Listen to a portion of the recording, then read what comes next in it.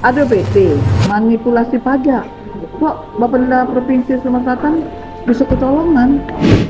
Halo dulur, ketemu lagi dengan CMA ya. Sekarang CMA posisinya berada di depan kantor Badan Pendapatan Daerah Provinsi Sumatera Selatan. Nah ini yang dikata ke PAD-nya Sumsel. Ini tempatnya, pajak-pajak di sini. Nah di sini ada informasi sedikit untuk kita segala-galanya, termasuk untuk gubernur tentang pengawasan. Pak Gubernur, dengarkan informasi CMA yang mewakili masyarakat Sumatera Selatan. Nah, pertama ini Pak Gubernur. Di sini ada salah satu PT Ganani namanya. PT Ganani ini cabangnya ini ada di Palembang. Nah, PT cabang Ganani Palembang ini dari tahun 2016 sampai tahun 2020 itu lagi ada permasalahan masalah pajak. Nah, bahkan PT ini sudah dapat keputusan dari Mahkamah Agung nih, Min. Nah, ini contoh sedikit kayak ini sepil Mimin yang lain-lainnya. Nah, jadi ceritanya mak ini PT ini boleh katakan lamati pajak lah gitu. Artinya boleh katakan turutang dengan negara, termasuk APBD kita Sumsel. Jadi mak ini CMA nih menginformasikan kepada salah satu dinas Badan Pendapatan Daerah ini. Kenapa? Karena sangat terkejut. Di sini Bapenda ini berani mengeluarkan persyaratan ini. Nah,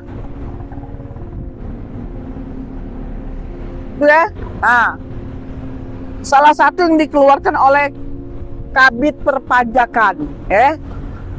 Setelah CMA cek and recheck ke sini, CMA agak boleh katakan nama wartawan kan agak berdebat dikit bahwa Kabid Pajak ini ngomong itu tuh hanya percobaan 3 bulan untuk PT ini untuk mengurus-ngurus pendaftaran pajak ujinya. Nah, yang pertanyaan kita sama-sama ini lagi ada masalah tapi boleh mengajukan pengurus perpajakan. Nah, pertanyaan sekarang untuk Pak Gubernur yang mempercayai uang-uang yang duduk di sini. Pertama, Pak Gubernur catat, caknya kaban ini nih kurang pajak gawe. Kedua, kabit-kabitnya nih Pak Gubernur sampai bisa lolos dia bisa buat mak ini. Bahkan kaget Mimin sepil Pak Gubernur ada juga di posisi oleh Pak Kaban. Yang ngatur ke bawah tahu ini lagi dalam permasalahan PT Ganani ini. Tapi dibuat oleh rombongan Dinas Pendapatan Daerah ini, Bapenda, bagian kabit pajaknya. Kamu jengok video-video ini disepil oleh Mimin kalau Nah,